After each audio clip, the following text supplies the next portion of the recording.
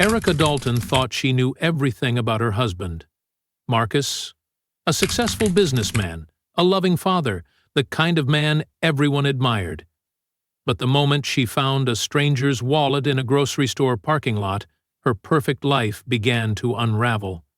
What she discovered inside didn't just reveal a hidden affair. It exposed a chilling secret that would tear their family apart and uncover a murder no one saw coming. Erica Williams always believed that ordinary days held the least danger. Saturdays, in particular, were meant for errands, kids' activities, and grocery runs. Simple, predictable, and safe. That day began like any other. She had just picked up her children, Jordan and Mia, from soccer practice, their cleats still muddy and their water bottles nearly empty. The sun was bright, warming the parking lot of Hillside Grocers as Erica wheeled her cart toward her car, coaxing the kids along with promises of ice cream if they behaved in the store. As she approached her SUV, her eyes caught something small and black beneath a neighboring parked car. At first, she assumed it was trash or maybe a discarded phone case, but as she got closer, curiosity overtook her. She crouched down and pulled out what was clearly a wallet. It was made of worn black leather, thick with contents and slightly scuffed at the corner. Erica stood up and glanced around, looking for someone who might have dropped it. The lot was half self, and people moved in and out of the store, but no one seemed to be searching the ground or patting their pockets. She considered turning it in at the customer service desk inside, but something about the wallet made her hesitate. It wasn't just the fact that it was still full air. Something about the way it had been hidden under the car, almost as if it had been stashed there, felt strange. Against her better judgment, she slipped it into her bag, telling herself she'd find the ID inside later and contact the owner directly. Back home, the rest of the evening unfolded as expected. The kids bickered over which movie to watch. Marcus, her husband, fell asleep on the couch halfway through a college football game, and Erica moved through the familiar rhythm of bedtime routine. It wasn't until the house had gone quiet that she remembered the wallet. She took it from her bag and sat at the kitchen table, the overhead light humming faintly above her. She opened it carefully. At first glance, it contained all the usual things: a driver's license, a few credit cards, and some crumpled bills. But as she began to inspect it further, something caught her eye. One of the inner flaps seemed unusually thick. She pressed it gently and felt the outline of something hidden beneath the stitching. Using a small knife from the drawer, she carefully prized open the flap and discovered a tightly folded piece of paper and a small photograph. Her heart thudded once, then twice. She opened the photograph. It was a picture of her husband, Marcus, standing next to a woman Erica had never seen before. They were on a beach, turquoise water in the background, palm trees swaying in the breeze. Marcus had his arm around the woman's waist, and they were smiling. Not just smiling for a picture, but glowing with the warmth of a shared secret. Marcus looked relaxed, happy, younger somehow. Erica's hands began to tremble. Her eyes darted to the back of the photo. It was dated just 3 weeks ago. The same weekend, Marcus told her he was away on a sales retreat in Chicago. She unfolded the piece of paper next. It was a note, written in Marcus's handwriting, undeniably his. Erica had seen it 100 times on birthday cards and post-it reminders stuck to the fridge. The message was brief but devastating. "Can't wait for our new life together. Soon I'll tell Erica everything." The words didn't register at first. She stared at them, reading them over and over again, as though repetition might change their meaning. Her breathing grew shallow. She looked toward the living room, where Marcus lay snoring softly, unaware. She suddenly felt like she was in a stranger's home. Erica placed the photo and the note back in the wallet and closed it slowly, like she was sealing a coffin. Her world, once ordinary and secure, had tilted sideways. The man she thought she knew, the father of her children, her partner of 12 years, was not who she believed. And this wallet, found by pure chance in a random parking lot, had just shattered the illusion completely. Something told her this was only the beginning. Erica didn't sleep that night. She lay in bed staring at the ceiling, her thoughts spinning in a chaotic loop. The photo and the note played over in her mind like a nightmare she couldn't wake from. Her husband's secret life had revealed itself through a forgotten wallet under a stranger's car, but that discovery was just the surface. Beneath it, Erica sensed a far deeper story, one filled with lies, deception, and possibly more than she dared to imagine. The next morning, she acted as though everything was normal. She prepared breakfast, helped the kids get dressed, and smiled through Marcus's usual morning chatter about work deadlines and weekend chores. But something inside her had changed. While Marcus laughed and sipped his coffee, she studied him closely.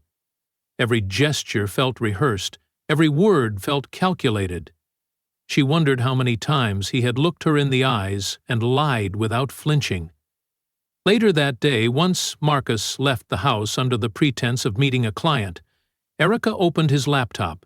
He rarely used a password, trusting that his private world was safe in the comfort of their home. But this time, there was a password prompt.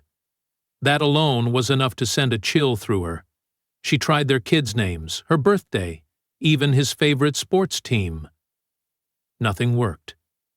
It was locked, hidden behind a digital wall she could not cross. Her heart raced as she realized the person she lived with was guarding something fiercely. Frustrated, she turned to their shared email account and started digging. While most of the messages were routine, bills, school notices, bank statements, one in particular stood out. A confirmation email from a hotel in Miami, dated the same weekend as the photograph. She clicked it open, a reservation for two, under a different email address Marcus had BCC'd their shared inbox on by mistake. Erica copied the address and began tracing it across the internet. Soon, she found a linked Instagram account. The name was different, but the pictures told the truth. There was Marcus again, smiling beside the same woman from the photo. There were cocktails, fancy dinners, sunsets, and a post with the caption, "Here's to forever." The comments were filled with heart emojis and best wishes. It was clear this woman believed she was in a serious, maybe even exclusive relationship. Erica's hands trembled as she clicked through the profile. The woman's name was Lacey Monroe. She lived in Tampa, worked as a yoga instructor, and had recently posted about starting a new chapter with someone special. Erica studied every photo, every caption, absorbing the carefully curated life of the woman who had unknowingly intruded into her family. But the deeper Erica dug, the more the questions multiplied. She checked Marcus's credit card history through their online banking account and noticed several unfamiliar charges, others in different cities, a monthly flower delivery service billed to a town neither of them had ever visited. She traced the charges backward and found a pattern, each one coinciding with weekends he claimed to be traveling for work. Even more disturbingly, one of the transactions showed the purchase of an engagement ring just a month ago. That night, Erica didn't speak much. She watched Marcus with quiet intensity. Every moment he looked at her, she wondered how he could pretend so effortlessly. Could he really be planning to leave? Was he waiting for the right time? Or worse, was he trying to live two lives at once, counting on her ignorance to keep everything intact? She couldn't confront him yet, not without knowing more, so she printed the photograph and the note, made copies, and stored them in a locked drawer. She backed up the hotel confirmation email, screenshots of Lacey's Instagram posts, and the bank statements. If Marcus could live a lie, so could she. For now. As the pieces began to fall into place, a terrifying realization emerged. This wasn't just an affair. It was something far more calculated. Marcus hadn't simply stumbled into temptation, he had carefully built a parallel life, one that required precision, secrecy, and possibly an escape plan. Erica was no longer a wife seeking answers. She had become an investigator in her own home, searching for the truth before it destroyed everything. The days that followed were an exercise in silent torment for Erica. She moved through her routine like a ghost, pretending everything was normal, while her mind raced through every possible scenario. Each smile she gave Marcus felt like a mask, every dinner conversation a quiet performance. The man she once loved now existed in two versions, the one who helped with homework and kissed her goodnight, and the one who had promised another woman a future that didn't include his family. Erica became obsessed with knowing the full extent of Marcus's betrayal. She spent her evenings digging deeper, combing through old receipts, text message backups, and social media timelines. One night, she came across a digital receipt from a storage facility located in a nearby town. The rental agreement was in Marcus's name, paid for with a card she didn't recognize. A chill swept over her. Why would her husband need a secret storage unit? The next morning, under the pretense of taking the kids to visit her sister, Erica drove to the facility. The building was quiet, tucked between a construction supply warehouse and a car repair shop.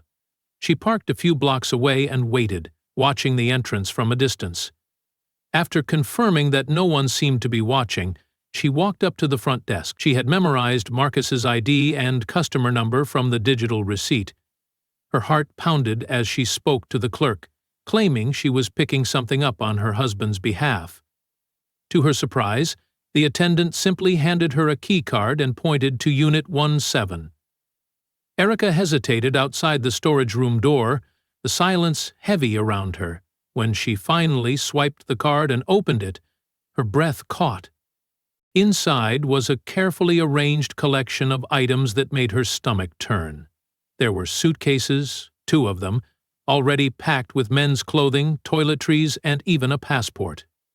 She opened the top drawer of a plastic storage bin and found envelopes full of cash, travel brochures for different countries, and a burner phone with recent call logs.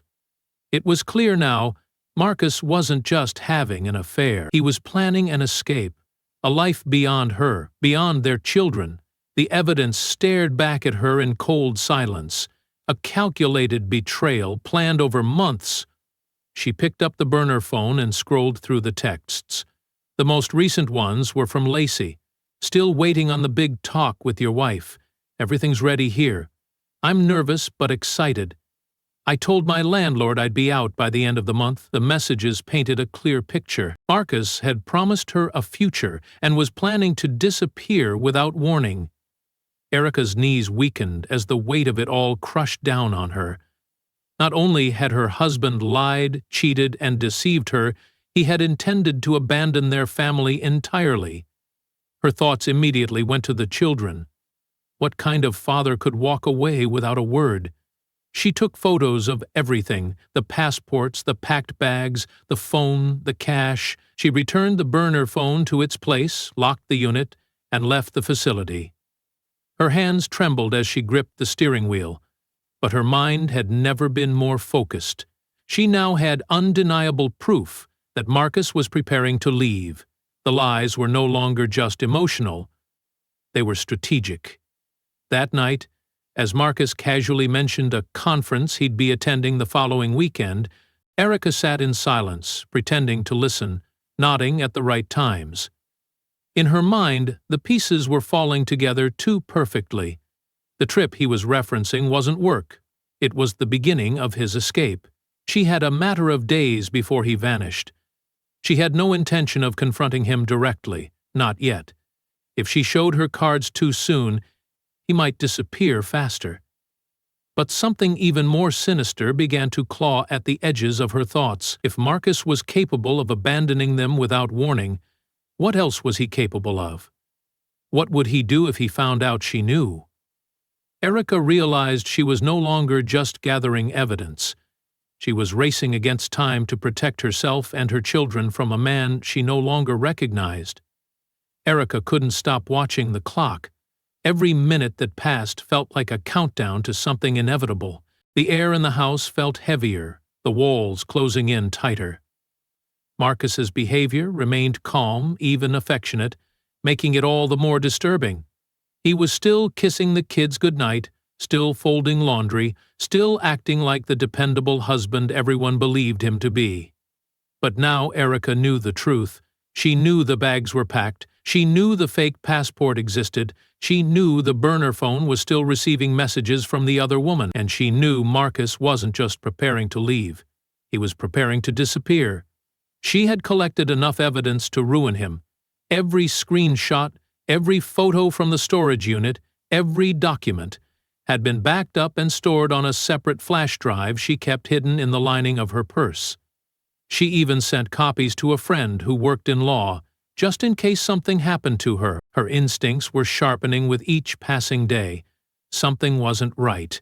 She didn't feel like she was just dealing with infidelity anymore. This wasn't about heartbreak, it was about survival. Then, something strange happened. On Wednesday morning, she woke up to find Marcus already gone. No note, no goodbye. He'd taken one of the cars and left his usual travel bag in the closet, but when she checked the drawer in the entryway, where they kept their spare car keys, both sets were gone. A cold knot formed in her stomach. She called his phone, but it went straight to voicemail. The burner phone was likely turned off too. She texted him a casual message, "Hey, did you leave early today? Forgot to say bye?" And waited. No reply. By afternoon, Erica had already called the office. His assistant said Marcus hadn't come in, nor had he mentioned any meetings or travel. Panic began to settle in her bones. Had he already gone through with it? Had he left for good? She sat alone in the kitchen staring at the wallet she'd kept hidden since the day she found it. Inside it, aside from the photo and note, was a business card she hadn't paid much attention to before. It was for a financial advisor named Brent Wallace. Desperate for answers, Erica called the number. A man answered. She introduced herself using her maiden name, pretending to be a potential client. She asked if Brent had recently worked with a Marcus Dalton. There was a pause on the other end. Then the man hesitantly said he couldn't disclose client information, but before hanging up, he added quietly, "If this is about the offshore account, I suggest you speak with your husband directly." Her heart stopped. Offshore account? What was he hiding? This went beyond an affair. Erica rushed to her laptop and logged back into their bank records. She had always assumed they shared everything financially, mortgages, savings, insurance.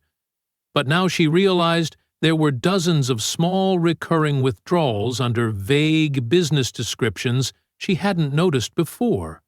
When she totaled them, the amount was staggering. Over $80,000, 0 cents, had quietly vanished in the past year. She sat back in the chair, stunned. Marcus had been funneling money discreetly, deliberately, into something hidden, offshore accounts, secret storage units, a second life with another woman, and now he was gone.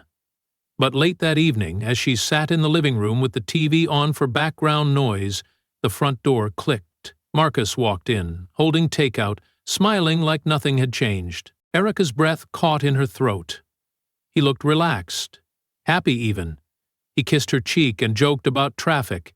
She stared at him, wondering where he had been, why he had left, and more importantly, why he had come back. Then she noticed something chilling. His left hand had a faint red scratch along the wrist. His shirt was slightly wrinkled, his shoes scuffed, as if he had been in a hurry. He had changed clothes, different from the ones he wore the day before, and in that moment, Erica knew. He hadn't just gone somewhere, he had done something. Something had shifted, and whatever it wasn't over. It was only just beginning. Erica couldn't sleep that night. She lay still in the dark, listening to Marcus's slow, even breaths beside her. Her thoughts churned beneath the surface like a storm. He was back, yes, but he hadn't offered any explanation for his sudden disappearance. No mention of work, no mention of meetings. Just a smile and casual conversation, as if he hadn't ghosted his entire life for 24 hours. And that scratch on his wrist, subtle but telling, kept flashing in her mind. Something had happened, something he was deliberately hiding, and Erica's instincts screamed that it was darker than she had ever imagined. The next morning, Erica pretended everything was normal. She made breakfast, packed the kids' lunches, and kissed them goodbye at the door. Then she waited until Marcus left for the gym, claiming he needed to clear his head. The moment he was gone, she drove to the storage facility one last time. Her heart pounded as she opened the unit again. The suitcases were still there, but one of them had been opened. Its contents had changed. The clothes inside were different, and the cash bundles were gone. Even the burner phone was missing. Erica's blood ran cold. He had returned here. He had changed the plan. It wasn't just about leaving anymore. He was covering his tracks. She quickly took new photos and then, acting on pure instinct, checked the trash bins outside the facility. Buried near the bottom of a half-slim container, she found a plastic bag. Inside it were torn-up photos. Not of Erica, not of Marcus, but of Lacey. Pieces of her face scattered across crumpled paper, and beneath the scraps a crimson-stained hand towel. Her breath hitched. Something had gone terribly wrong. Back at home, Erica opened her laptop and searched for Lacey's name on social media. Her accounts were still up, but her posts had stopped 2 days ago. No stories, no updates, nothing from her friends either. It was as if she'd vanished. Erica tried calling the number she had once seen text Marcus. It went straight to voicemail. She left no message. Later that evening, as Marcus sat on the couch, scrolling through his phone, Erica watched him from the kitchen. His face was calm, unbothered, too calm. She suddenly understood that she had been sharing a home with a stranger. This man had manipulated her, betrayed her, stolen from her, and now, possibly, had hurt someone. Maybe worse. She couldn't go to the police yet, not without more. She needed solid evidence, a body, a confession, something undeniable. She was running out of time. That night she waited until Marcus was asleep, then tiptoed to the garage. She remembered the key Marcus always kept hidden in the tool drawer, one for the second car's glove compartment. Inside, tucked beneath expired registration papers, she found something that made her chest seize. A black leather wallet, not Marcus's usual one. She opened it slowly. Inside were 2 IDs, one real, one fake. The fake one bore a different name, different address, but Marcus's face. Along with it were multiple credit cards under aliases and a folded paper with what looked like coordinates. She snapped photos of everything and replaced the wallet exactly as it was. By dawn, Erica had made her decision. She dropped the kids off at school and drove straight to the police station. She handed over the photos, the financial records, the evidence from the storage unit, and finally, the wallet. She told them everything. The officer she spoke to didn't say much, only that they would look into it, but by the next morning, their house was swarming with unmarked cars. Marcus was arrested quietly, without incident. The police found Lacey's body later that day, buried in a shallow grave 2 miles from the storage unit. She had been dead for less than 48 hours. The timeline matched the day Marcus had vanished. The story rocked the town. Headlines screamed betrayal, murder, and deception. Erica watched the coverage from her living room, her children playing unaware in the next room. The man she once trusted had not only destroyed their marriage, he had tried to destroy their lives. But Erica had acted just in time. The wallet she found in that parking lot had opened the first door. What was inside hadn't just exposed a lie. It had saved her from a fate that could have been far worse. And as the news faded and her world slowly began to rebuild, Erica knew one thing for sure. She had lost a husband, but she had protected her family. And in the end, that was all that mattered.